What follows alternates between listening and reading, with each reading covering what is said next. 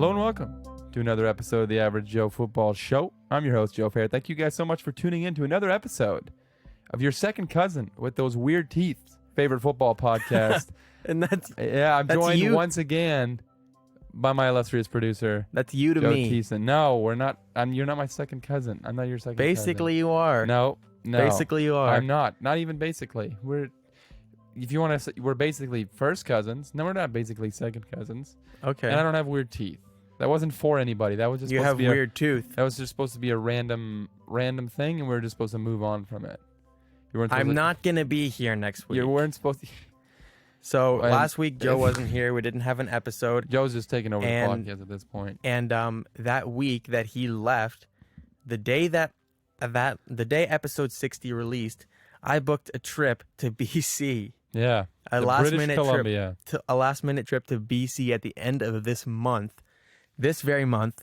So basically, are you turning that down? No, I was turning it up actually. Oh. Yeah, no, it was not loud enough for me. We had So to break the fourth wall. But, yeah. So I'm not going to be here next week. I decided that this podcast wasn't that important to me. My marriage was more important. So I'm going on a trip to save my marriage. So typical of you to do something like that. I mean, it's just Yeah. I don't know. It's like you already had a week without the podcast. You could have worked on your marriage. Yeah. No, it's not like I'm working on my marriage. It's just that we're having a baby in October, and since COVID happened, we didn't get to go on a honeymoon. So now things are opening up a little bit around Canada. Not really so much in Ontario, as much, I should say. At all. But we're going to go to BC for a week and chill out there, and we're really excited about it. So nice. there's going to be no episode next week because Joe can't do anything without me. No episode next. Yeah, literally. It's Joe. I tell him all the time, as much as I'd rather. If he dies, the podcast is over. So more than root for me to live, root for Joe to live because planes crash. Sometimes they do. Planes crash, and if it goes down, this podcast is over. I went for tea over the weekend. Okay, we're not even going to talk about the fact that I was on vacation. Care for some tea? I was on vacation. Obviously, oh my gosh. Okay, so Joe just left the seat that we're sitting in right now, and he pulled out the fanciest looking china I've ever seen. He's still looking for the other one. Oh, there's a dish. He pulled out a dish of china. This is like fancy china. I don't know how he put that. How did you put that in your backpack? That's so dangerous. Oh, I don't know what that cup is for. There's another cup. It's not really like there's a cup. Are they both? They're both tea cups, or why does one look like that? You brought tea? Oh my goodness gracious! What kind of tea is this? Asking you a bunch of questions you can't answer because you're okay. He's gonna. Fair enough. That's not what it sounds like. He's pouring tea. Why is that tea so brown? What kind of tea is that? Dude, this is really precarious. He just poured. I'm sorry. This episode is already completely off the rails. We have a really exciting episode for you guys today. We got a special guest. Jeremy Klump is back on the podcast this week. Really excited. We're going to talk all about the Xavien Howard news going on in the NFL, as well as some other Dolphin stuff. We'll get into maybe even some non-football related stuff with Jeremy Klump. We're extremely excited to have him back on the podcast. But Joe completely derailed the podcast by pouring. Is this tea? Care for tea? Yeah. Is this tea? This is black sugar milk tea. Okay. With chai. With chai. I'm not a big fan with things that have milk in it. But that was also not a proper sentence. So, I mean, we're just drinking now on the pot. This is a mess. You talk. I'm about to take a sip. All right. So I'm going to see what Joe's reaction is to his first sip of tea here. No, yeah, that's good. That's really good, actually. Isn't it really good? I really wanted to not like it, but it is really good. Right? Yeah, Joe and I have recently been talking about. Well, he more recently than me said that he's into tea. I've been on tea for a few months now. Like I've been a tea fella. I like tea. I think it's a good way to. I was gonna say start your morning, but I've never once had. I don't think tea in the morning. I did this morning. Wow, that's cool. I've been on tea. Joe, you recently this weekend you went and had some fancy tea somewhere. Is that correct? Yeah, I went out. Some friends of ours took us out actually to a tea room in Brantford, and we had some really good tea there. And so I bought this nice fine china. It's actually made in England. I didn't know if you knew that. It's actually made in England. That's what they tell you. It is. It is. I know bone china made in home, England. You guys can't see this because we don't record this podcast video wise, but it is legit fine china. Oh, this one, when you first put it on there, I didn't notice that it had a handle. That's why I thought it was a weird looking. Yeah. No, they both. You didn't get a matching. They set? both got no. Okay. So I picked mine out. This is mine. Okay. It reminds me of like a jade palace, some kind of Chinese. No, yeah, I get that vibe. And Eddie picked that one out. It's a kind of a sweet. It's a sweet, like cute one. Okay. So I gave that one to you. Okay, that's fair. Some people say that I'm sweet and cute. We have a very precarious setup right now, so this is actually really sketchy to be. Yeah, that's my wife's. Fine, please do not break china. That. I don't want to. It's not something I want to do. But yeah, we're drinking tea. I was on vacation last week, and that was nice. You're going on vacation next week. Yeah. Sorry guys for the weird schedule, but we're getting very close to the end of like the super slow period. Some training camps are actually starting, I believe, this week in the NFL. So we're going to get back in the swing of things real soon, right after this next week break. So no podcast again next week, but we are back this week with an absolute banger of an episode. But vacation, I would highly recommend it for those of you that haven't done it. Take a break Take for time. once. Honestly, people tend to get burnt out on things. Work, definitely a big thing for a lot of people work, and you got to take time. And we didn't do a whole lot. We went up to the cabin with that sounds really pretentious. Wow. Yeah, we went up to a cabin with my in-laws and all my in-laws, like my brother-in-laws and their wives / girlfriends, my wife / her girlfriend. Parents. Sorry, it's not the same wives. One of them has a girlfriend. One of them has a wife. They don't have wives and girlfriends. Just to clear that up real quick. But it was a good time. It was a nice, relaxing time. Did a little fishing, not much fishing, but did a lot of just sitting around. And it was really nice to kind of get away from everything. And Joe, I think that's kind of what you're trying to do next. Well, you're probably just going to do a lot of walking around too, though, right? Oh, yeah. Yeah. Yeah. That's cool too. It's going to be nice. We're going to Butchart Gardens. What's that? We're going to Butchart Gardens. Butchart Gardens. Okay. Fair enough. Yeah. You're pretty excited about that? Very excited about that. Very good. Very good. Do you enjoy the tea, though? The tea is really good. The tea is actually, I thought it looks a lot like coffee. Because it's milk tea. Okay. Yeah, that makes sense. Mm-hmm. But no, it's really good. It's good tea. I'm glad. Yeah. It's like I can't even, what's the flavor again? It's like black sugar milk tea. Black sugar. So it's like what is that? black tea with sugar, but it's a milk tea. So it's like a black milk tea with sugar. And you do this. And chai. And you do this every time, like, so you find a new thing that you're into, you really go hard at it. Like you bought China because you had tea and you liked it. Yeah. Yeah. That's something that about you. You're like, if you find something that you're into, you're not just gonna be like, oh yeah, no, I like that. You're like, no, yeah, that's my thing now. Like that's kind of how you are. Yeah. Yeah. What is that? What are you saying about it? I'm just saying. That's just the type of person you are. Do you think that it's a bad thing or a good thing? Well, I think it's like kind of a way of life. I think that we could go back in this podcast and find all my phases, multiple different phases of you. Yeah. Because it wasn't that long ago when you were on chess. Oh dear. You were really on chess. Yeah. I was really on cyberpunk. Yeah, you're really into cyberpunk. And then you had last time we had Jeremy on, I think we were talking about how you're really into Asian films. Or yes. Like, so like, yeah. Ghibli films. Yeah, Ghibli. That is the anime, right? Yeah. What was it? I wasn't sure if it was anime or just like Asian essentially, films. Yeah, it's anime. It's Japanese cartoons. Okay, yeah, you were into anime. Yeah. And not to say that you're not still into these things, but if there's not, like when I discover something. When you initially discover something, it's like, whoa, Joe's really serious about this. This is going to be like a big part of his life. And in a few weeks, it's not really It's not a big part of my life, but it's still a significant part of my life. Yeah. And that's good. It's like hobbies. Yeah. You feel like you take up so many hobbies because you're trying to fill a void, or how is that? That is so deep. Yeah. Yes, actually, yes. We have tea, so I'm just trying to get like absolutely into the real that is nitty-gritty. why. That is, I've talked to a therapist about it. Yeah, that's Okay. exactly why. Okay, well, I didn't expect you to actually say that, but Psychiatrist, actually. psychiatrist. Yeah. By psychiatrist, he means me Mm-hmm. on this podcast. That's good, man. So, Where do we go? and this brings us to actually a new segment called "What's the Tea?"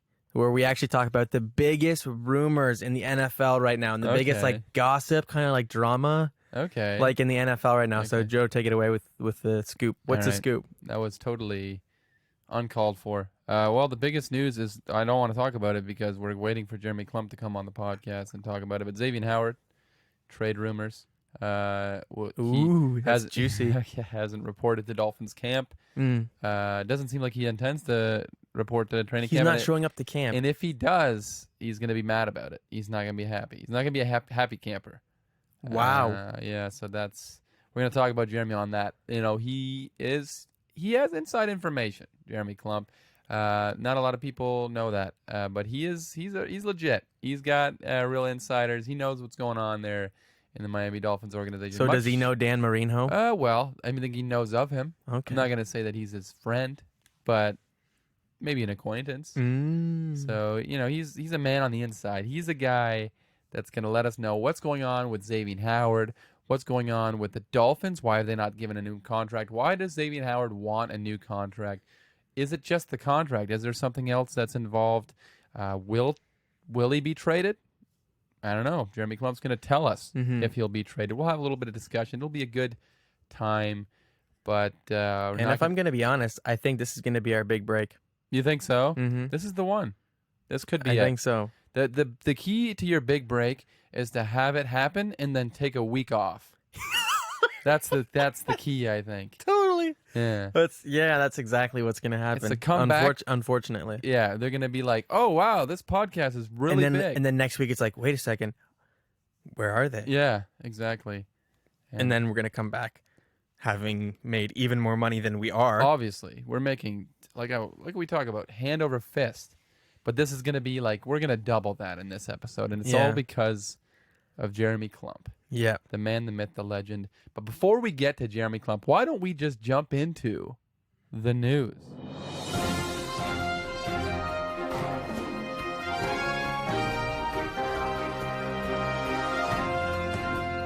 Obviously, we're gone for 2 weeks now.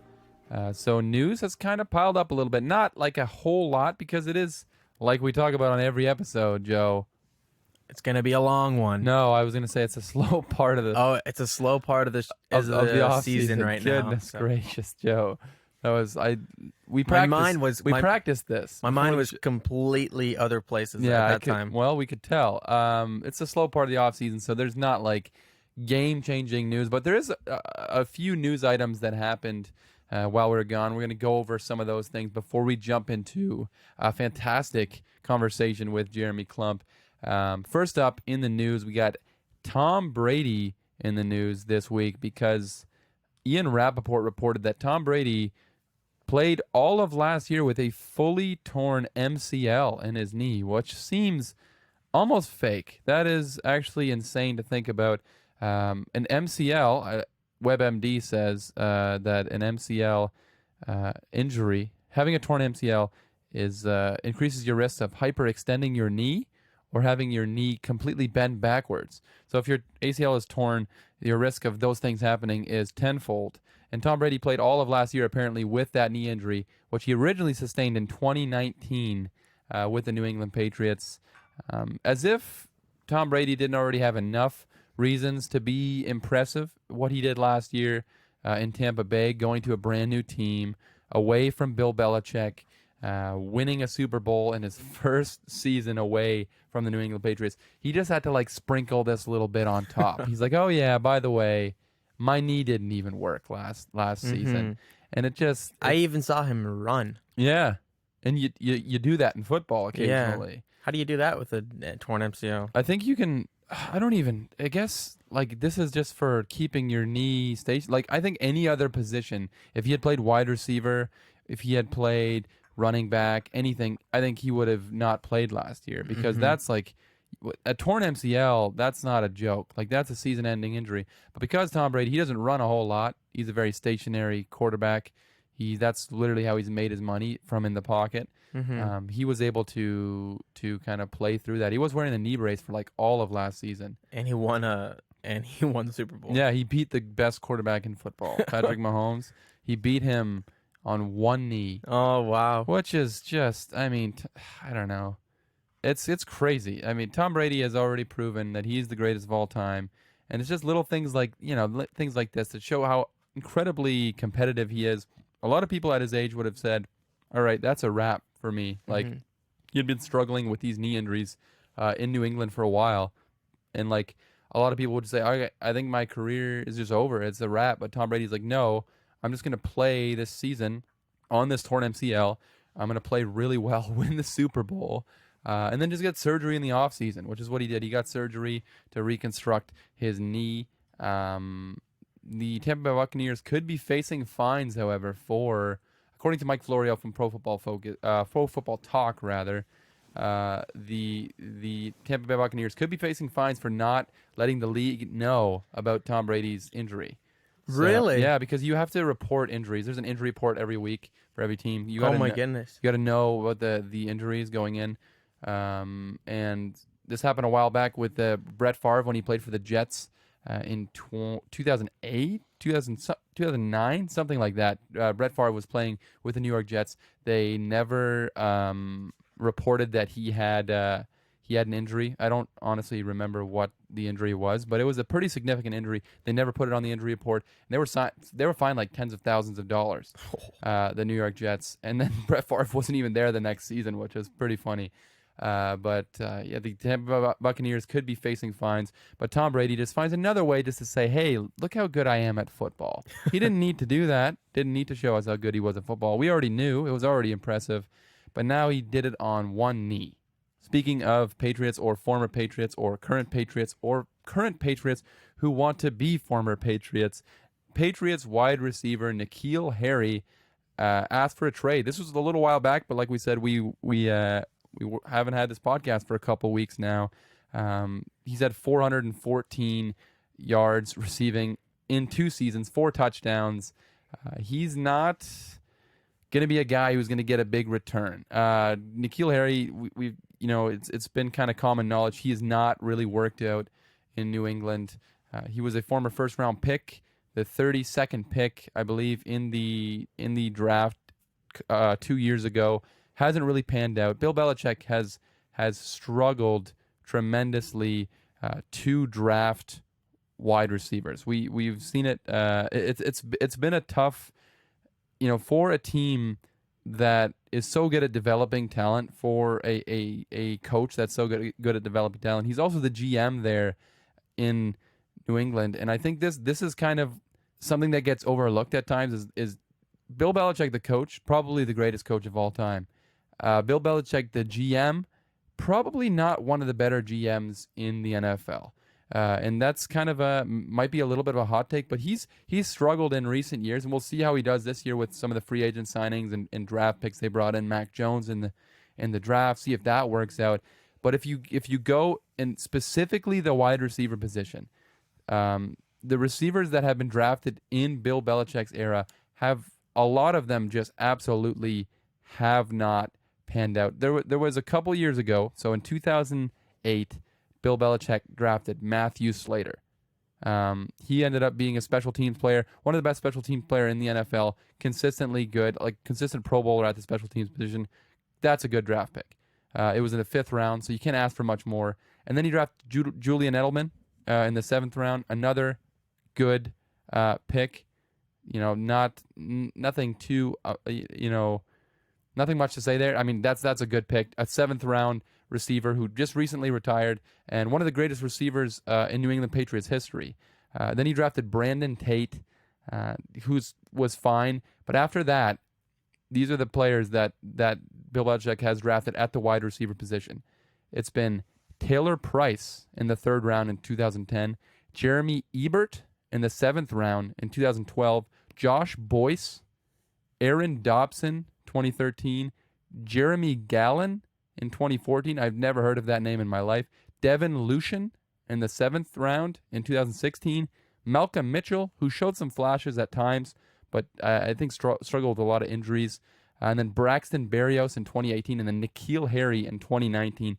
So Bill Belichick struggled to draft wide receivers, and N'Keal Harry is just the latest example of that. He apparently will report to training camp despite wanting to be traded. And if he does get traded, which I would expect him to be traded, I honestly was expecting him to be cut. I mean, he just has not been consistent for that, or he hasn't, not even consistent, he just hasn't produced for the New England Patriots. And they brought in Nelson Aguilar. They brought in Kendrick Bourne. They brought in those 2 tight ends. They have a lot of brand new weapons there. It's kind of gotten to the point. They have Jacoby Myers there, who played really well last year.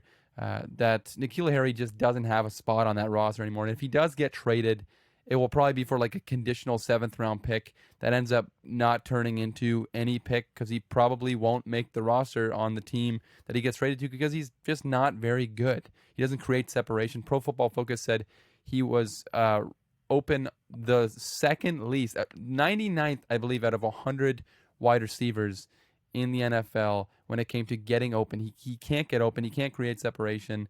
He hasn't panned out in New England, but who knows? Maybe a change of scenery, and he can rekindle some of that first round talent that he had coming into the NFL. Next up in the news, we have a contract extension for another offensive lineman getting extended, and it's Taylor Moton for the Carolina Panthers. He gets a 4-year, $72 million extension through 2025. He has been, a better than average offensive tackle there for Carolina for a few years now, about 4 years there in Carolina. And I'm not going to act like I know a ton about offensive line play, but PFF has him graded as a better than average offensive tackle. And we've talked about time and time again how important it is to keep good, even if they're not great, good offensive linemen, especially with Carolina. They have sort of a questionable offensive line. I'm not going to say, that it's one of the worst in the league, but it's certainly, looking back at their offensive line, it's definitely a question mark. And you don't love to see that, especially when you have Sam Darnold, who hasn't had really good offensive line play or good surrounding talent in his NFL career, and that has not done very well for him in his career so far. He's struggled in New York. You're hoping to surround Sam Darnold with a little bit more talent, and I think they have that at the wide receiver position. But a good way also to surround Sam Darnold with talent is to not let good offensive linemen out the door. And Taylor Moton, he was the 13th ranked tackle by PFF out of 79 ranked tackles. So that's a fairly good grade for a right tackle. And the rest of the line is a little questionable, like I talked about. He's definitely the bookend. He's the highlight of that offensive line. So a good signing for the Carolina Panthers and a good sign for Sam Darnold. Next up in the news, we have David Onyemata, the defensive lineman for the New Orleans Saints. He's actually a Canadian, which is kind of cool. He went to the University of Manitoba, for all my Canadians that listen to this podcast. This is, well, maybe not a good example. He was actually suspended this week for 6 games in the 2021 NFL season for taking performance-enhancing drugs. So that's quite a blow to... You got something to say, Joe? What kind? I don't know. PEDs. Just apparently, he, like most people, when they get caught, they're like, "Oh, I had no idea that I was doing things that I wasn't supposed to do." Do they get drugged by their trainers? Not like on purpose. Like a lot of people in the NFL is apparently, and I don't know this because I'm not a player. I don't see the list of all the drugs that are not permitted in the NFL. But the NFL is apparently very, very vague with what's allowed and what's not allowed, or there's like a long list and it's hard to like know what's not allowed. So a lot of players will just take like creatine powders and stuff, and they'll have no idea that there's stuff inside that stuff that's not permitted by the NFL. And that's kind of what a lot of the guys who get into this situation say is what happened. I don't know exactly with David Onyemata what happened, but he's a big piece of that New Orleans Saints defensive line. That's going to be a big blow. I mean, 6 games is not nothing. That's almost half the season without one of the better interior defensive linemen in the NFL. They have Cam Jordan there. They brought in Peyton Barber, or Peyton, what was his name? Peyton's, I'll have to look it up here real quick because it was Peyton something. Not Peyton Barber, because that's a running back. Peyton Turner in the first round of this year's NFL draft. Marcus Davenport, who hasn't showed a lot, but David Onyemata was the 7th ranked interior defensive lineman by PFF last year. So that's a big blow for a team in the Saints that, there's a lot of question marks on this team. The quarterback position, obviously a big question mark. Will it be Taysom Hill? Will it be Jameis Winston? Can they still produce without Drew Brees there at the quarterback position? And now you have another question mark thrown into this team with losing one of your better players for 6 games. Next up in the news, we have Ted Ginn Jr. Calling it a career after 14 seasons in the NFL. He played for 6 teams in his 14-year career. Never played anywhere more than 3 years at a time, which is kind of funny to think about. But he's a guy that I was very fond of as a young Dolphins fan growing up. And obviously I'm fairly young. I'm only 23 years old. So right around when Ted Ginn was with the Dolphins, it's kind of when I first was really getting into football. Some of my earliest, fondest memories are of Ted Ginn. Although he maybe wasn't, the receiver that the Dolphins hoped for. The most receiving yards he ever had for the Dolphins was 790 in 2008. He never really turned into what they hoped for. Obviously, with a first pick or a first round pick, he was an explosive player. I recall a game against the Jets where he brought back-to-back kickoff returns for a touchdown. I think it was 100 yards on the first one and then 101 yards on the second one. And I was talking with one of my cousins this week, just messaging on Instagram, and we were talking about how and we both kind of grew up watching the NFL, and Ted Ginn basically was a part of the NFL the entire time we've been watching it. Not completely, but essentially since we really started getting into the NFL, Ted Ginn Jr. has been around, and it was just funny to see how long of a career he had. He was never a Pro Bowl. He was never an All-Pro type of receiver. He never made the Pro Bowl, never made an All-Pro team. But as a returner and as a deep threat, he was explosive. And it was late into his career where you would see him pop up on teams like the Saints or the Carolina Panthers. He was a big part of that team, of that MVP Cam Newton season. He would just have these explosive plays out of nowhere. You'd be like, oh yeah, Ted Ginn Jr. is on this team, and he'd have like an 80-yard touchdown out of nowhere for like the Panthers or for the Saints or for the San Francisco 49ers. I mean, he was a guy who may not have had the career that a lot of people thought he would have when he was a first-round pick, but spending 14 years in the NFL and staying healthy and being an explosive player like he was is definitely not an unimpressive feat. And Ted Ginn Jr. Is a player that I'll always remember. He was one of my first favorite players growing up as a Dolphins fan. Didn't spend too many years in Miami. Was only there for 3 years, but just an extremely explosive athlete and a tremendous returner. So cheers to Ted Ginn Jr. on a great career. The final piece of news, very bizarre news. Richard Sherman, the free agent defensive back, formerly of the 49ers, formerly of the Seattle Seahawks, was arrested and charged with burglary, domestic violence in Washington, where he has a home, obviously, after playing with the Seattle Seahawks. This was an insane story. Richard Sherman, for those of you that don't know, I don't know if you know who Richard Sherman is. Sounds very familiar. Do you ever see the one where the video where he had the interview with the ladies interviewing him, and he goes, "I'm the best corner in the game. Don't you ever talk about me." And he's like screaming at this, and I don't know, maybe It if you sounds saw familiar. it, he's just like he's always been like a really brash, like just out there, like he tells you how it is. On the field, like just a trash talker. One of the best defensive backs we've seen in the last like decade. Mm-hmm. But off the field, he's always been like a super intelligent, like he's an NFL Players Association rep. Like he's like a smart guy. He went to Stanford. Like just really hasn't had any off the field issues. But this a couple weekends ago, obviously haven't done the show in a little bit, so it's been a while now.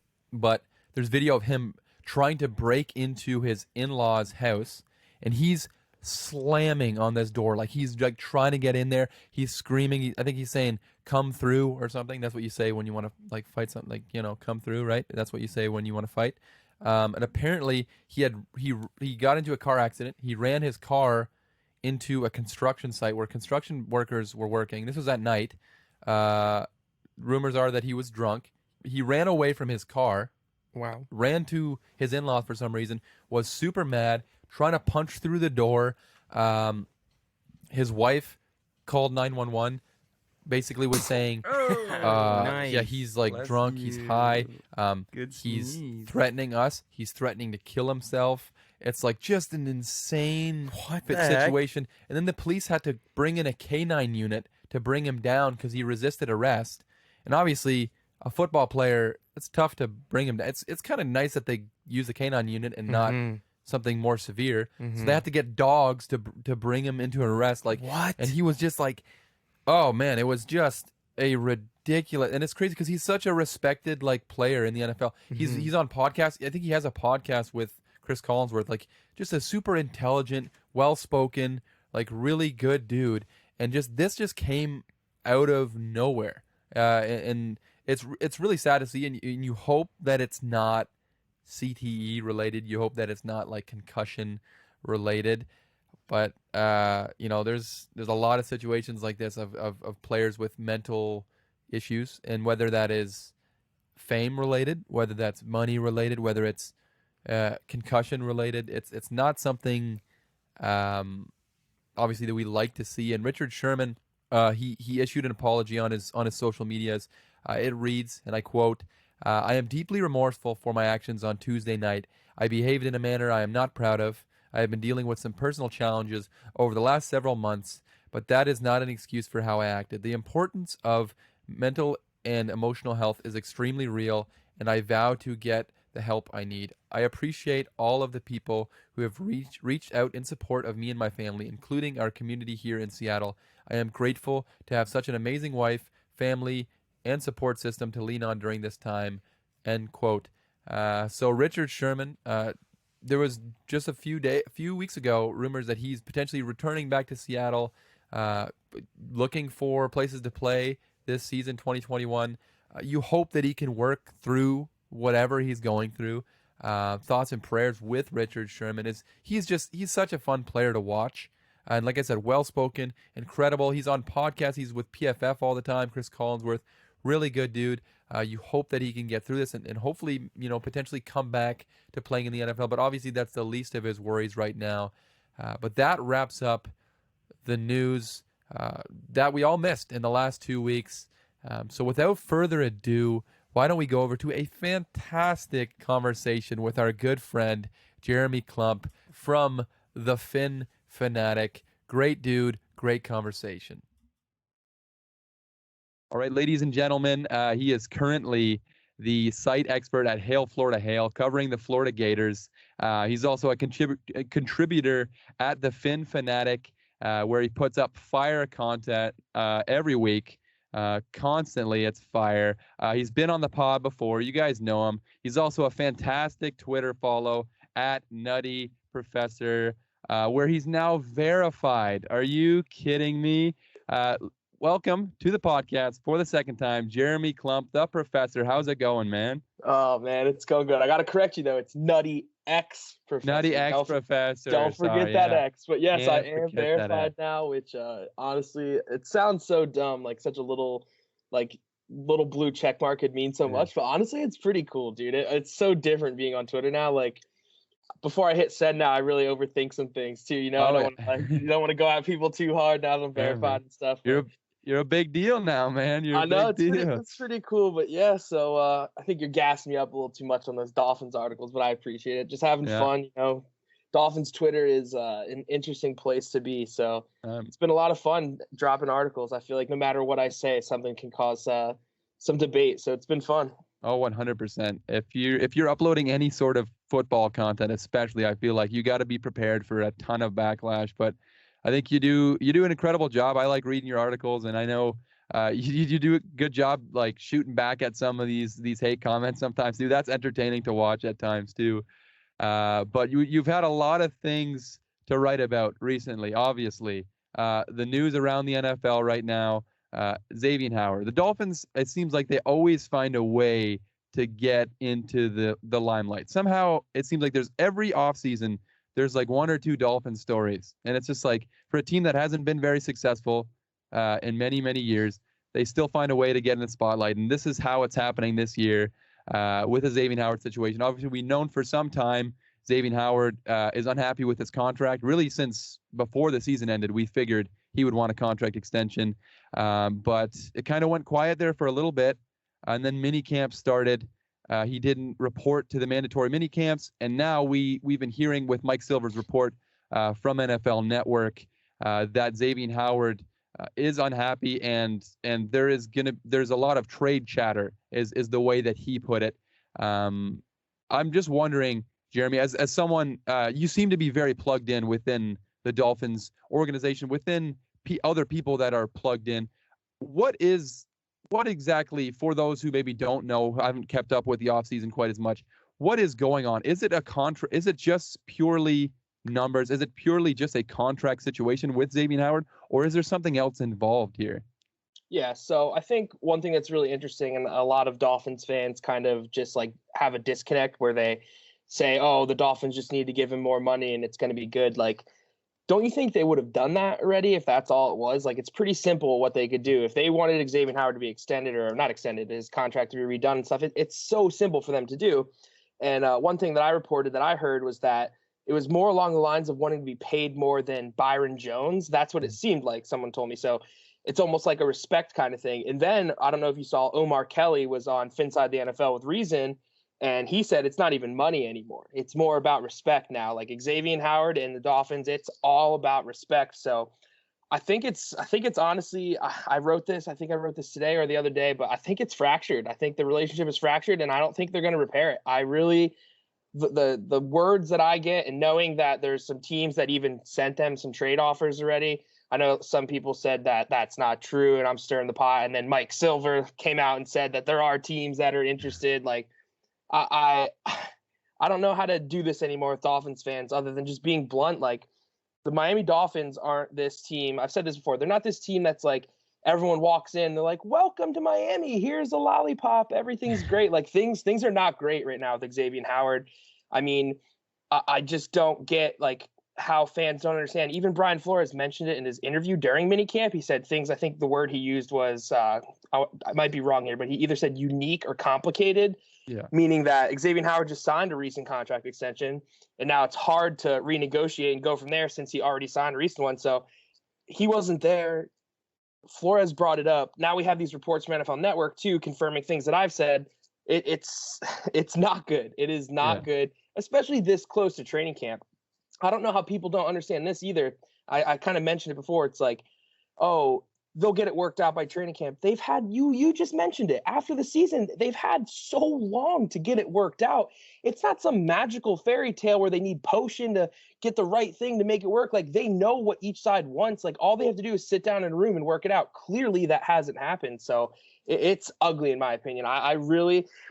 I did say this, it's so ugly, but at the end of the day, I could see tomorrow we wake up and Xavien Howard has a new contract and everything could move on. But that's the NFL. It's just, to me, with how everything's worked out, I don't see how that happens. That would be a complete surprise, in my opinion, if they work it out now, because they've had way too long.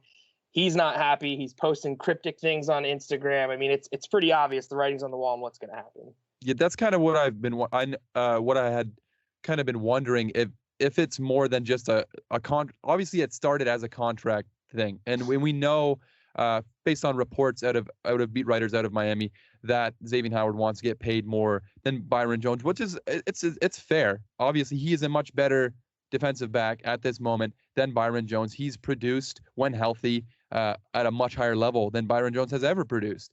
But I do wonder, like you talked about with the Brian Flores comments, where he said it's a complicated or a unique situation. How much of that has played into it?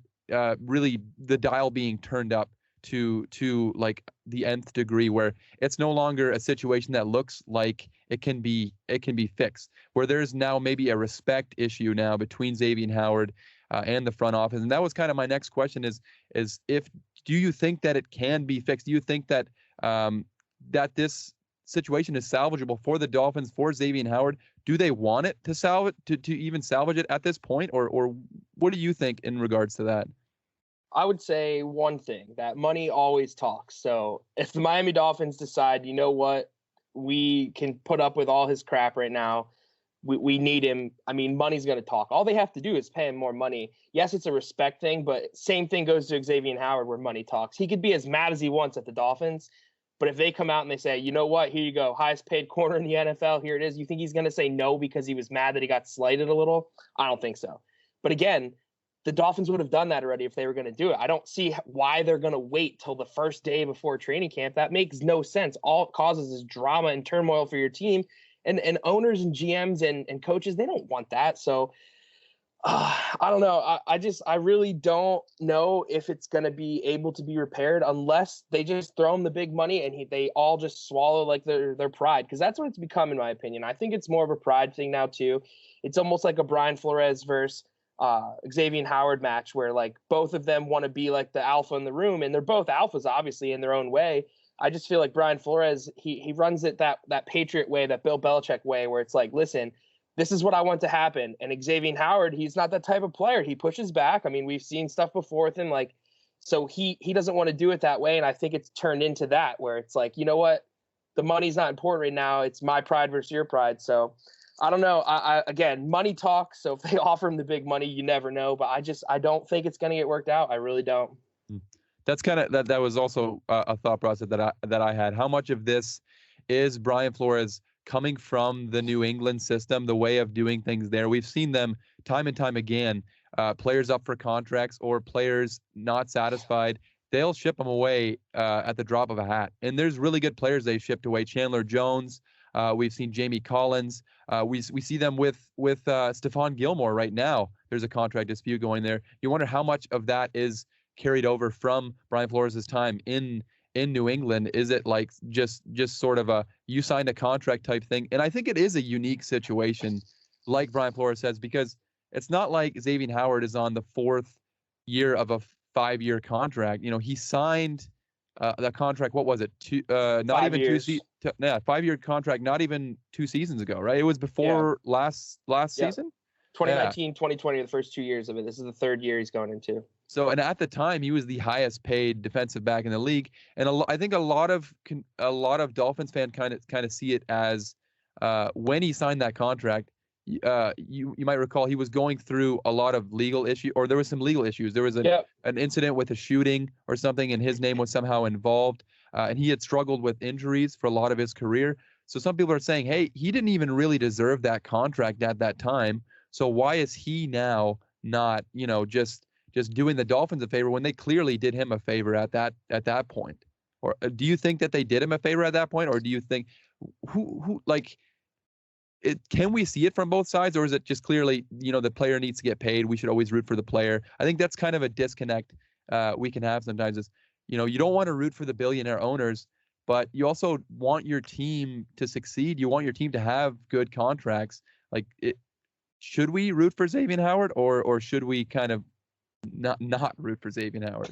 Yeah, it's so weird that you said that. I honestly tweeted that a little bit ago because I think I'm on both sides, like I don't think there's any right or wrong. And I'm glad you said that, because it's like I see a lot of people like, oh, screw X. Like, give me a break, dude. This guy's putting his literally not his life per se, but like he's putting his future of livelihood. Like he's hitting his head. He's getting knee injuries. Like it's not like he's doing a job that like we're doing 9 to 5. You know what I mean? He's playing a real physical contact sport. So why would he not try to get as much money as he can now? Because when he's done with that, what money is he going to be getting? He could be not even able to walk as good as he wants to walk after he plays football. So I'm always fine with the player going for more money, but I just think there's ways to go about it. Like, I think what makes me more angry is it's clear that it's kind of turned into the ego thing. And it's like, yes, you're better than Byron Jones. And Byron Jones even made like a really weird comment too. I don't know if you saw that. He mentioned something along the lines of like, even if he was the second paid corner, he'd be there doing something. Like he made like almost like a backhanded comment to Xavien Howard. And that's the way I took it. It's like he knows that Xavien Howard's almost mad that he makes more than him. And that's where I get mad at Xavien Howard, because like, go get money like to be comfortable. It's not about making more money than someone else in the team. That just kind of takes away the whole point of like me wanting to be on your side, because now you're not making it about like yourself. You're making it about making more money than someone else. That's dumb. That's not how it should be. Like if he just wanted more money for the sense of, yes, he deserves more money because he played great, I'd be fine with it. And then it goes to the Dolphins side. It's like, I'm on their side. They gave him all that money. Like you said, he didn't maybe deserve the contract he got, but they bet on him. They trusted him. They gave him the contract. It worked out for both sides. What are they going to do? Give him a new contract, and then next year he gets 8 interceptions and plays even better? You know what I mean? Lockdown, lets up no catches. He's going to want another contract because someone else gets paid higher than him. So I don't know. It's tough. It's a tough situation. And that's what makes me mad as Dolphins fans, is everyone's like, oh, it's fine. It's fine. Trust me, it is not fine. Like this is not an easy situation. The fact that we even can break it down like this shows how like unique, as Brian Fuller said, complex. Like this is a tough contract situation. So yeah, I'm on both sides though. I really am. It's tough. Like I wouldn't say I'd lean towards any side. I would say that I guess I don't want to like ruin it if you had any other questions on it, but I'll kind of touch on this and something I've been talking about and maybe get your take on it, in a sense where a lot of people think that the Dolphins have all this leverage. They have all the leverage in the world. I see everyone tweet that every day. Dolphins have all the leverage. Dolphins have all the leverage. And I wrote about it today. I don't think people understand the type of leverage the Dolphins have. They have leverage over Xavien Howard. Sure, don't play, we won't pay you. That's dumb. Why is he going to want to lose all that money? But if that happens, I see a ton of people, stick it to X, don't pay him. But then the Dolphins lose. They lose their leverage situation, because now Xavien Howard's not playing. Cool, the Dolphins are saving some money, but now they don't have Xavien Howard in their lineup, and they didn't get any value for him. They didn't get a draft pick, a player, nothing. He's just sitting at his house on the roster for no reason. That is a huge, huge loss for the Dolphins. I don't know how people can't comprehend it, to be completely honest. Like, you don't want your star player sitting at home.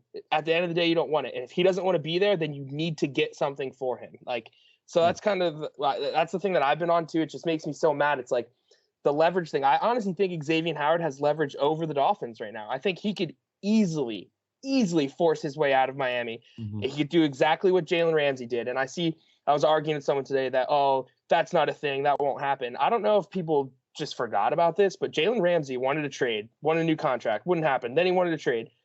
He shows up to training camp with a back injury. He had a back injury. Wouldn't practice because of his back injury. He gets traded to the Rams. His first day in LA, he practiced. No injury designation, no back injury. It's not hard for a player to force his way out of it. Like, Xavien Howard has a lot more leverage here than people think. Like, it's such a weird, unique situation, but it's deep. It's a lot deeper than people understand. I think that's a big part of it that fans, and even myself at times, often forget, like, the human aspect of this. If this was like, if we're playing Madden, yeah, we have all the Dolphins have all the leverage. Like he just signed a brand new contract. He's going to get fined for every time that he's not at training camp, every game that he misses. But you forget the human aspect. You forget that, like you said, the Jalen Ramsey thing, where he can come, Xavien Howard's had a ton of knee issues. He can come and say, oh, my knee hurts. I can't play for weeks at a time. And he can come and do that, and that totally disrupts the locker room. And then if the Dolphins say, hey, we're not gonna pay our best player, and that's another interesting part of this. It's not like Xavien Howard is the third best player or the best player just on the defense. He's the best player on the Dolphins roster. So if other Dolphins players look at this situation, they see, wow, the Dolphins are not. They're not even going to go out and like extend this olive branch to the best player. I mean, this is literally one of the best players in the league. what are they going to do for me? It's that human aspect where it's not just about the contract. It's not just about, Xavien Howard getting his money, not getting his money, but it's relationships that can be fractured within the organization, within the locker room. And it goes both ways. It's both Xavien Howard's side, teammates getting annoyed, like you said, with Byron Jones potentially getting annoyed with this contract dispute. But it also goes the way of the Dolphins. If they don't pay their best player, players often look at stuff like that and they say, why would I, free agents in the future, why would I want to sign there? They're not going to give me a contract extent, or they're not going to give me, extra money, even if I play at an all-pro defensive player of the year type of level. So it's that aspect of it, I think, that people forget. It's not just numbers. It's not Madden. Like, these are real human beings that we have to deal with, and real relationships. But let's maybe segue a little bit from that aspect of it, and kind of let's assume maybe that this is going to happen. Xavien, I think, to me, the writing's on the wall. I think the same way. I think it's going to happen. I think we've seen this time and time again with the Dolphins. I think specifically, it just feels to me like Xavien Howard is not long for Miami. But let's say he does get traded within the next few days. Hopefully not before this podcast goes up. But where do you think? What are some suitors for Xavien Howard? Where do you think you could see him potentially being traded? Mike Silver, I know, talked about some contending teams that might want to kind of throw their hat in the ring and maybe give up more compensation. What do you think as far as that goes? Honestly, I think what it comes down to, if Xavien Howard is available, I don't see how almost every team in the NFL is looking into it. I mean, obviously, you're going to cut down the AFC East. Those teams, they don't have a chance. There's no way they're going to trade him inside the division. But when you look at it, I mean, there's going to be what team wouldn't try to trade for Xavien Howard, especially teams. And I know a lot of people say they need the cap space. Like, the cap space can be easily manipulated. I don't think any team in the NFL is worried about adding Xavien Howard to the roster. They will easily make it work. And next year's cap's going up too. So when he gets his new contract, a lot of people forget that too. When Xavien Howard goes to his new team, they're going to give him a new contract 100%. He's not going to play under the same contract. So what they can do is manipulate the cap where, okay, hey, we're going to sign you. Your cap number this year is going to be 1 million. It's going to jump up to 25 million next year. And we're going to give you all this guaranteed money. Like, it's very easy to fix and manipulate. So I think literally almost every team in the NFL should try to trade for him. If there was any that I would say would probably be the leaders for trading for him, I like the Saints, honestly, as a team to go for him. I know there was some reports already from some Saints writers that they're 100% going to try to get him, which makes a lot of sense. I mean, that would be amazing for their defense. They lost Janoris Jenkins in the offseason, so adding him, obviously, with Lattimore would be amazing. I saw people talking about the Browns. I don't know as much about if the Browns would do that. I mean, I know they drafted Greedy Williams. I think he was a second-round pick. They obviously have what's the kid's name? The talented corner. Denzel Ward. Yep, Denzel Ward. They got Denzel Ward, obviously, and I think they signed the guy from the Rams in the offseason too. So, and they took a defensive back in the first round of this year's draft as well. So that's another one right there. But again, it comes down to like Xavien Howard. It's Xavien Howard. So like, you plug him into your team. I mean, that's amazing. The Dallas Cowboys obviously make a lot of sense. I've heard that the Philadelphia Eagles are very interested, obviously, which would be sick. Darius Slay and Xavien Howard. I mean, you can't map it up better than that. I mean, that's amazing. And I like a dark horse team, and I wrote about this kind of in a joking way, but it turned into like a huge fire. But I could see the Packers going after him too, though. I mean, that secondary, and I mean, what better way to make Aaron Rodgers happy? Go get Xavien Howard and have one of the best secondaries in football and go score points and tell teams, go ahead, try to score more points on us because our secondary is great. I mean, I would be a phenomenal fit for them. So yeah, I mean, it's so tough just because of the whole idea that, like, if they really do make him available, I think almost every team in the NFL is going to call and say, like, what do you want for him? I mean, some teams might get turned away with the first round pick idea and stuff like that. But yeah, I really do think some of these, especially the contenders, they're going to go all in. Why wouldn't you? I mean, imagine the Kansas City Chiefs. Like, how crazy would that be? Like, there's going to be teams, there's no reason for these teams not to reach out and try to get someone like him. And there's a team like the Kansas City Chiefs where this is where the Dolphins need to try to fix their culture. I know a lot of people, like, the Dolphins have good culture, but look at the Chiefs. I mean, I guarantee you, if they approached some of their star players and they said, listen, we can get Xavien Howard in a trade, will you restructure your contract? They'll all do it because they want to win football games.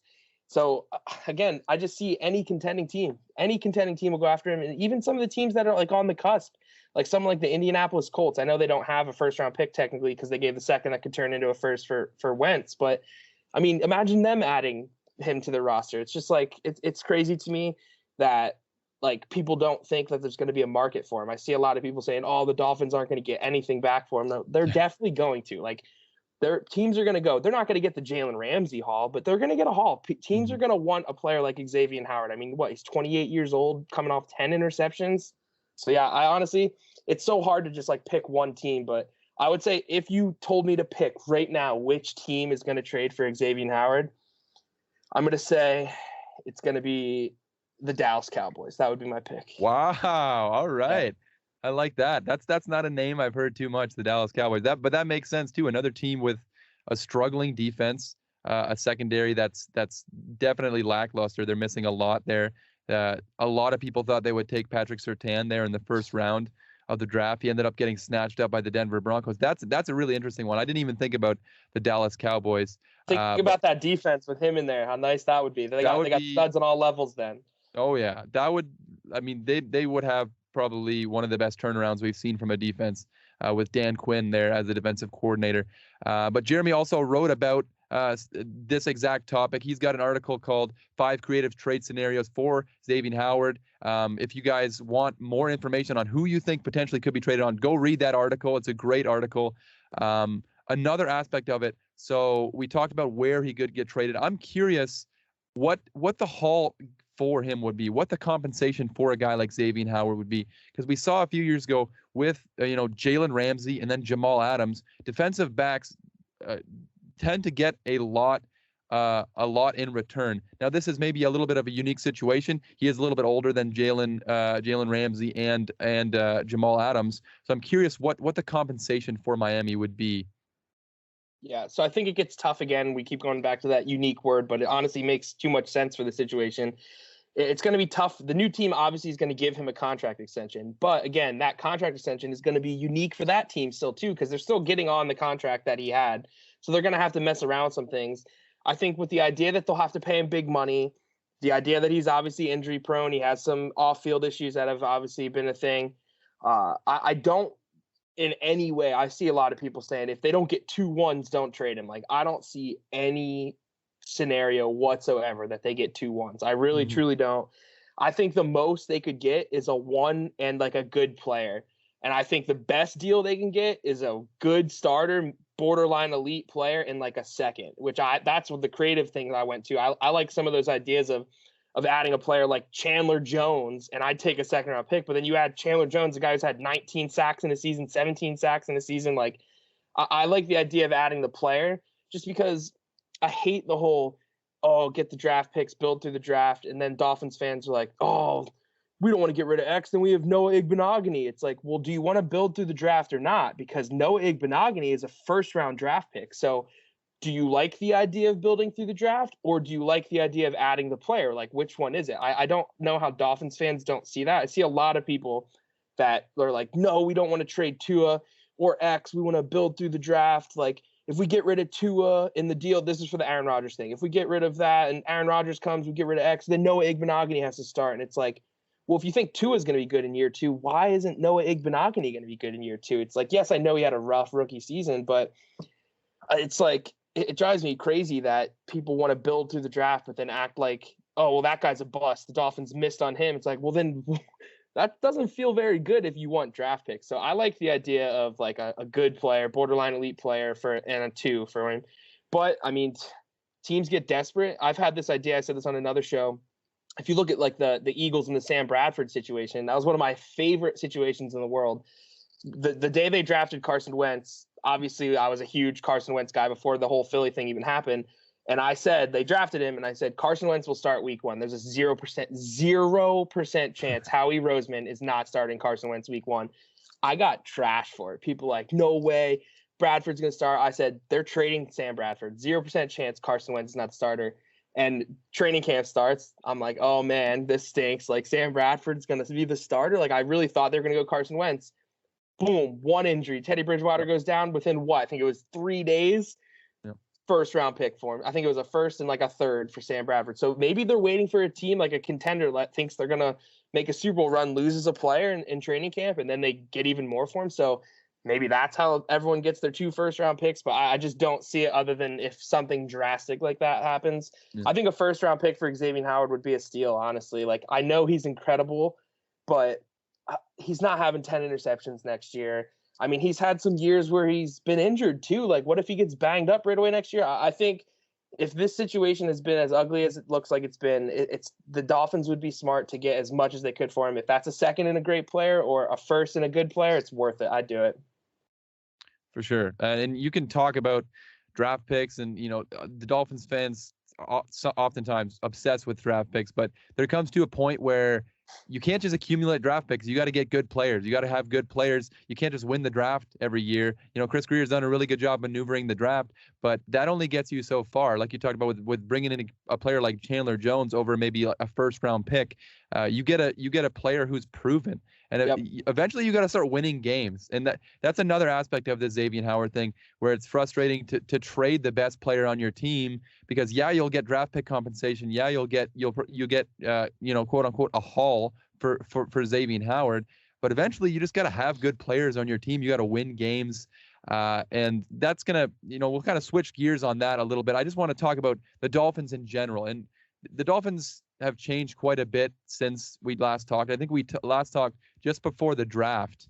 So it's been quite a different Dolphins team now, obviously with the Xavien Howard situation. I'm just curious, just real quick, what are some realistic expectations for the quarterback there in Miami? What are some realistic expectations? Because you see it on both sides. You see the people saying he's a bust, he's terrible, he'll never be able to, he can't throw a deep ball, can't throw past 5 yards. And then there's other Dolphins fans where like, oh, he's going to be Dan Marino in year 2. He's going to be, he's ready to go. What are some realistic expectations for Dolphins fans going into 2021 with Tua?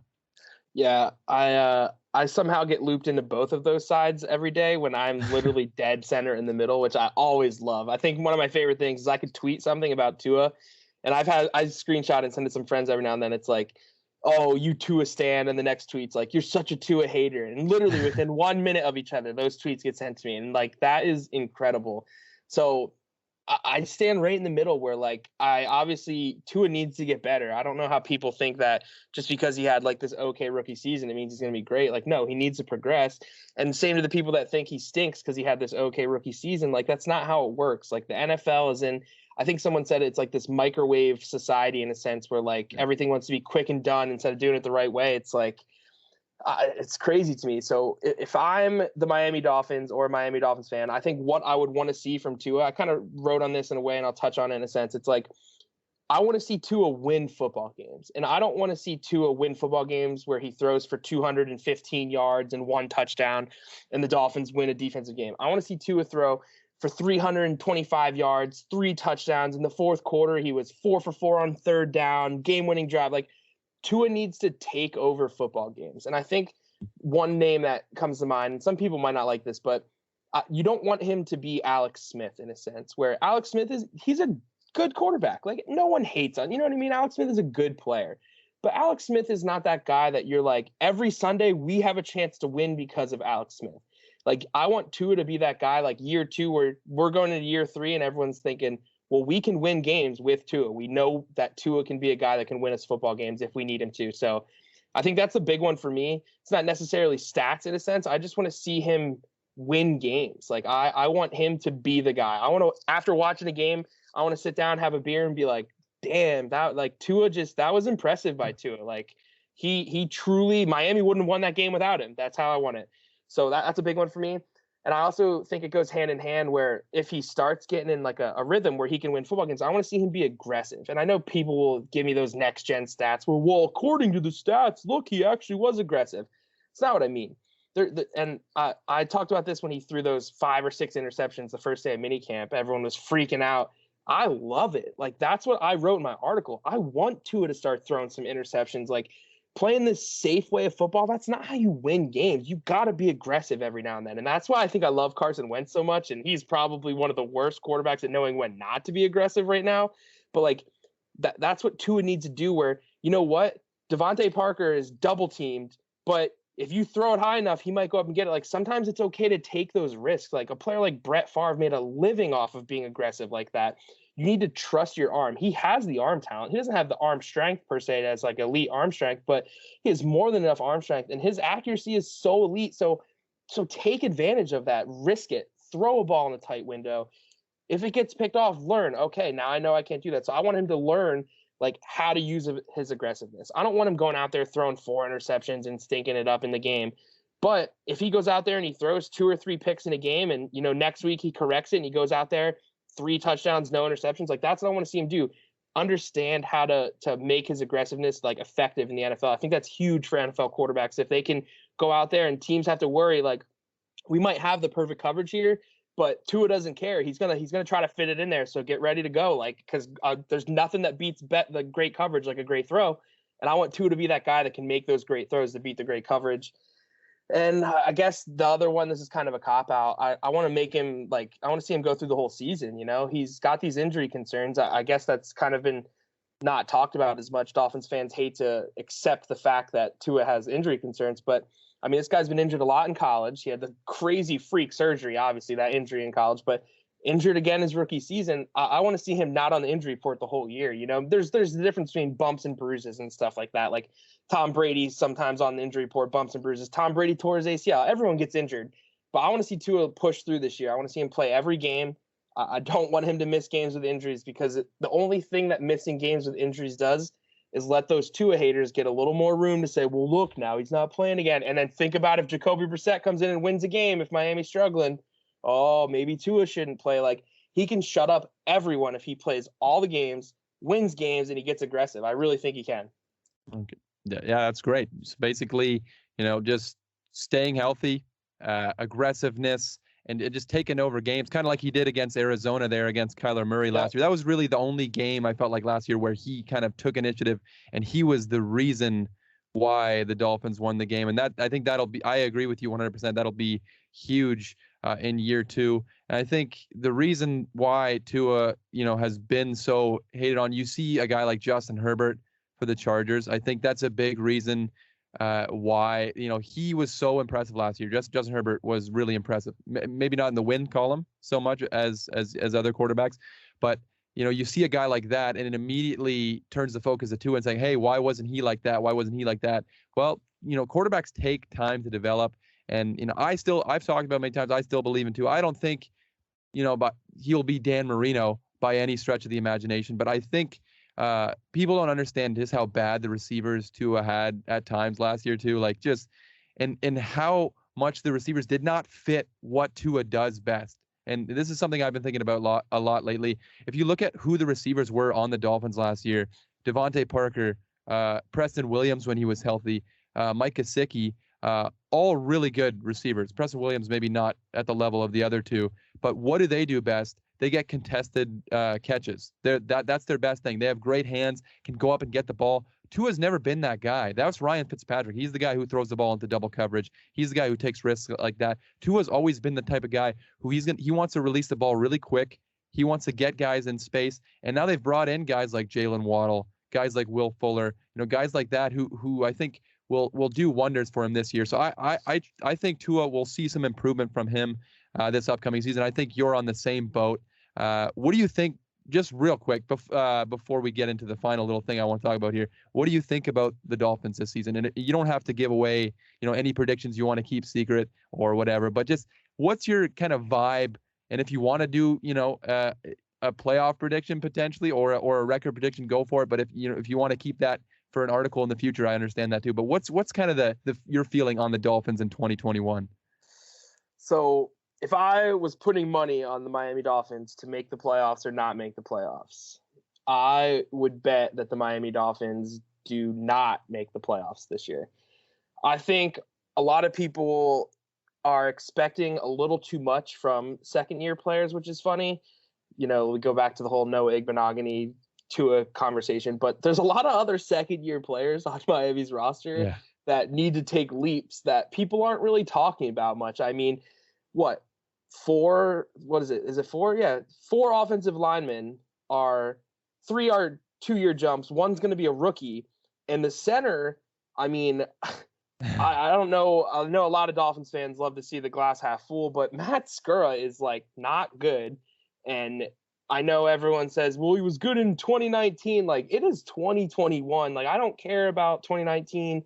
I think there's a lot of question marks that need to like be worked out. So if I was betting, there's a 0% chance I'm putting money on Miami making the playoffs. I just don't see how everything is going to work out perfect. Could it work out perfect? Absolutely. It's the NFL. Crazy stuff happens. I covered the Philadelphia Eagles on their Super Bowl run. It was the most incredible time of my life. And you know what the best part of it was? They were not the best, like, player-wise football team. They just had everything clicking for them. I mean, this team literally, at the end of half against the Falcons in the playoffs, Nick Foles threw up a terrible pass that should have been intercepted. It hits off the Falcons defender's knee. The Eagles player catches it. They get in field goal range and kick a field goal. Like, that's what type of year it was for the Eagles. So could things work out for the Dolphins in a sense where everything clicks? Absolutely. But, I mean, you are hoping for Tua to make a jump, 4 offensive linemen to play better than they've ever played, a center who knows if he's even going to snap the ball if it's raining. He has trouble doing that. And that's just on offense. I mean, we're talking about that is just the offense. Then you go to defense. If Xavien Howard's not there, even though I love Noah Igbenogany, I mean, you're talking Noah Igbenogany starting. You got Javon Holland, who's going to start. I love Javon Holland, but I mean, you're talking he's going to be the leader of the secondary as a rookie. You're bringing in a new linebacker, Jalen Phillips, who I think the world of, but again, he's a rookie. It's like, it's crazy to me. I think a lot of Miami Dolphins fans are setting themselves up. My friends and I, we always used to say this: expectations ruin football. And I think a lot of fans are going to find out the hard way that expectations can really ruin football for them, because I see people thinking that they're going to beat the Bills, that they're a better team than like all these teams out there. And it's like, it's crazy to me. The Bills are trust me, the Bills are ready to go. Like they are a Super Bowl contender. The Dolphins are not a Super Bowl contender. They have the potential to be, but there's so much that needs to go right. I think 2022, if everything goes right and somehow Xavien Howard stays and the Dolphins even progress a little, like these guys don't have to take crazy jumps in year 2, but if they show signs of hope that, like, you know what, they hit on all these picks, 2022 is going to be the year. I mean, the Miami Dolphins are going to be ready to go. Will Fuller hopefully then has a new contract. He's good to go if he works out. But again, there's another one. Will Fuller, I think the world of Will Fuller. Injury history. What if he comes to Miami and he gets injured? Jalen Waddle, he's a great player. Injury history. What if he gets injured? It's like Devontae Parker, injury history. The Miami Dolphins have so many question marks, and some Dolphins fans act like there's no question marks. It's crazy. Yeah. Like I think a lot of Dolphins fans need to temper their expectations to understand that if this team looks good and looks like they're improving, they don't have to be better, like win-wise, than last year. What they need to do is show all these players are getting better. And if all the players are progressing and doing the right thing, I think that's what Dolphins fans need to be happy about, because this team's on the right path. They have obviously the young core of players where they're going, but like you said, they got to start winning games soon. So hopefully they put it together. I would say, I think Vegas has them at 9.5 over under. That's honestly probably a great number. I'd probably teeter on saying they win 9 or 10. That's where I'd go. And just for the sake of that, I hope that Tua just does great, because it'd be so great to see so many people eat the words. I'm going to say 10 games they win, but they don't make the playoffs. I don't think they make the playoffs in 10 games. Well, Debbie Downer over here saying the Dolphins will not make I'm just kidding. I definitely agree with a lot of things you say. Just a ton of what ifs on this team. Like, and they could, if all things break, the right way, they could be, one of the surprise teams. But it's just, they're such a hard team to read. I think every season there's these teams where there's so many question marks, and I think the Dolphins are definitely up there. They're such a hard team to try to predict. Jeremy, you've been awesome.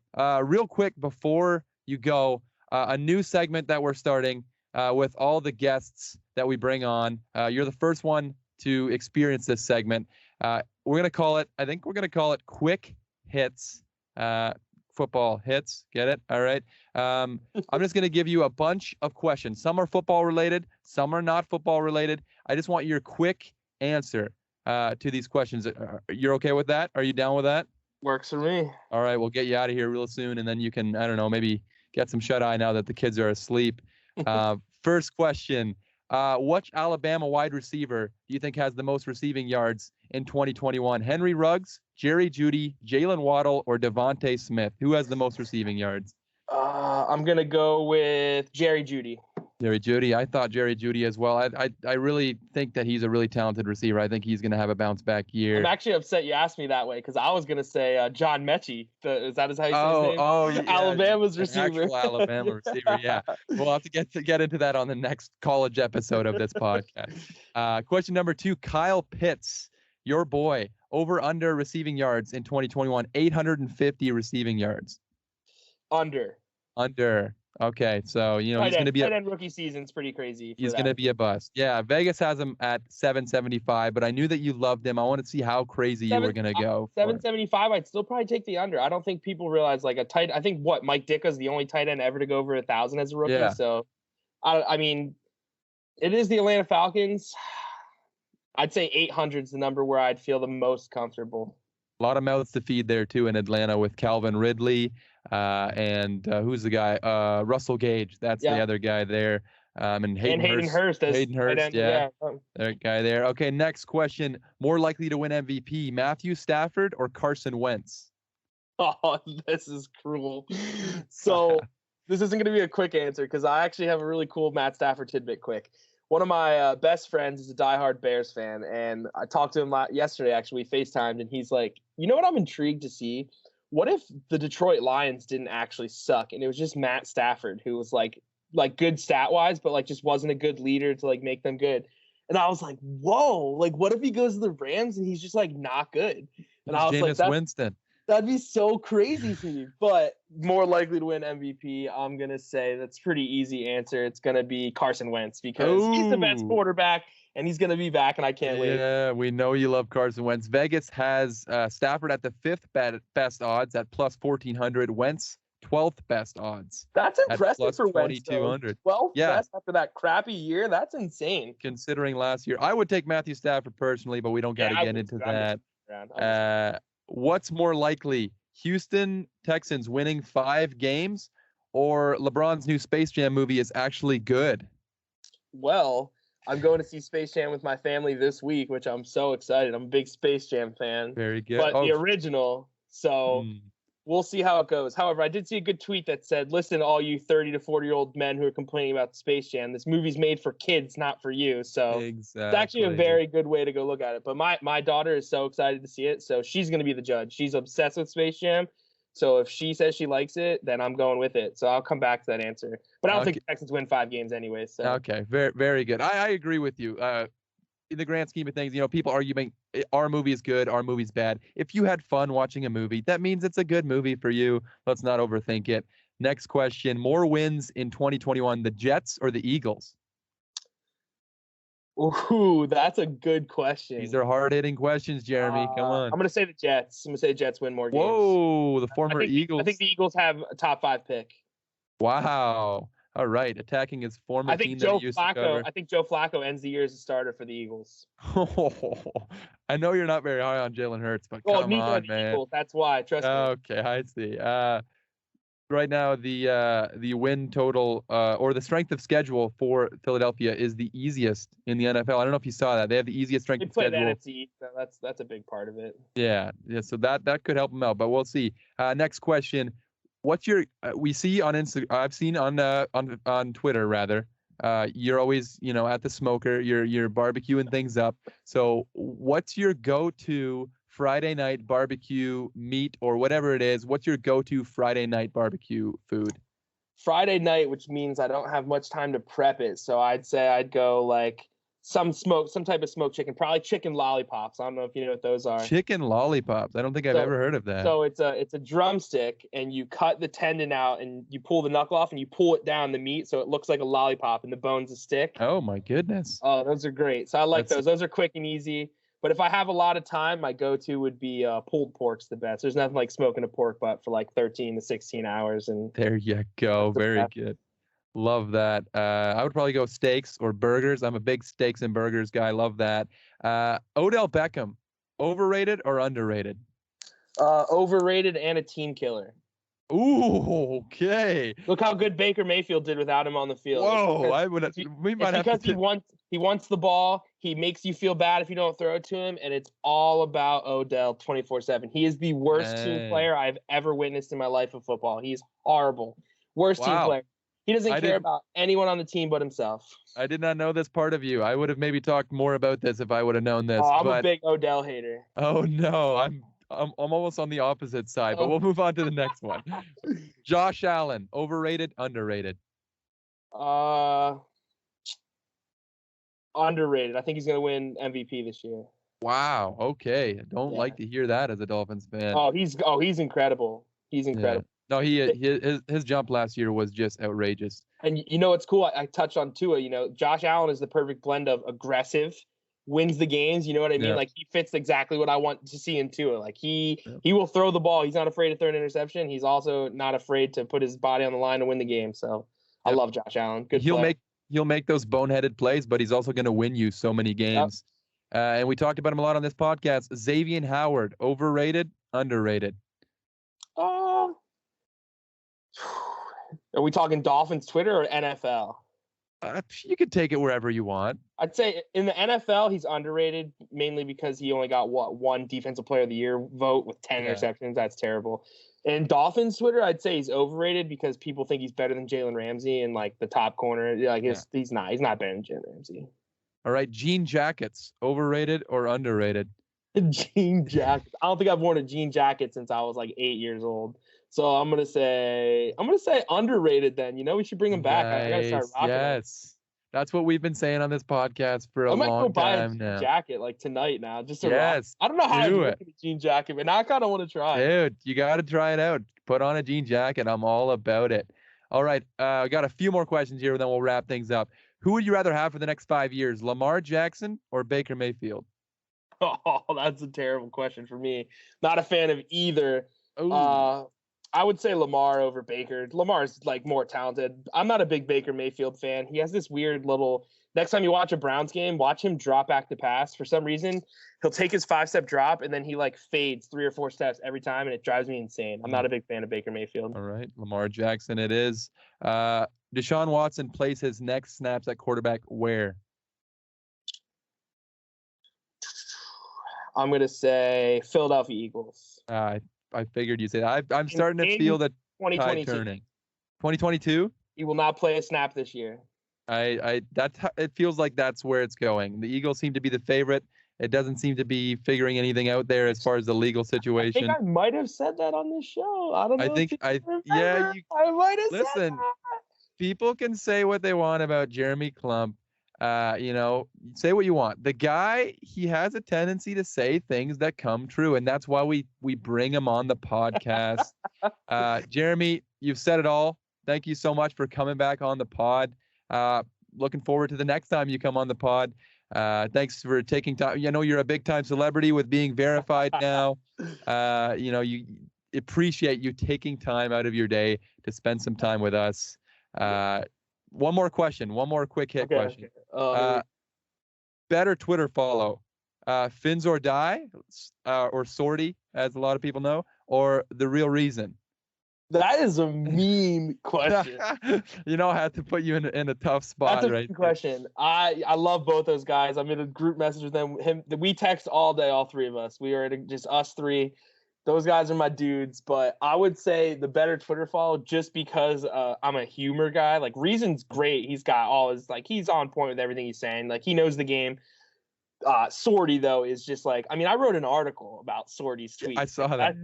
He is so funny. I don't think I've ever. He's funny too outside of Twitter. Like he cracks me up in real life, and I'm gonna go Sorty just because Sorty is hilarious. But if you're gonna want to watch football in a sense, like YouTube videos and stuff, I'm going Reason for that. But definitely Sorty on Twitter because the trolling is incredible. Very good. We're starting drama here on Dolphins Twitter on the Average Joe Football Show. But Jeremy, like I said, thank you very much for joining the show. I don't have much else to say. Make sure you guys follow him at NuttyXProfessor. There we go. On Twitter. Make sure you check out his articles at the Fin Fanatic. I'm sure he's got a bunch more fire articles cooked up right now, ready to go. He works hard, so we don't have to. Thank you, Jeremy. Have a good one, man. Yep, I appreciate you for having me on again, man. Recurring guest now. That's a good thing to say. So it's a big deal. It's a big deal. All right, man. Take care. Yeah, have a good one. So there it was. That was a great conversation with a great dude. Joe, you got to sit here and hear my side of the conversation. And it was good. It was good. It was really good. How was I doing? Do you think that You were doing good. I embarrassed myself in front of Jeremy, or At times, but I'm not gonna. fair enough. He is a big celebrity. He's the first ever verified person we've had on this podcast. That's nuts. How crazy! Like I said, this is gonna be our big break. This is our big break. I feel good things happening, and just a shout out to Joe. To you, Joe. I was just talking. You're the unsung hero of this podcast. You're staying here. It's late. It's 10:11 p.m. on a Monday night. I'm sure your wife is upset that I still have you here. No, it's fine. You figured out all the audio for all of this, doing it on Skype, everything. I appreciate you, man. Because without Joe, there's no Average Joe football show. Without Joe's, there ain't no shows. There ain't no shows. So let's hope that his plane lands safely in British Columbia this upcoming week, and it lands safely back in Toronto when you get back. Joe, I'll miss you.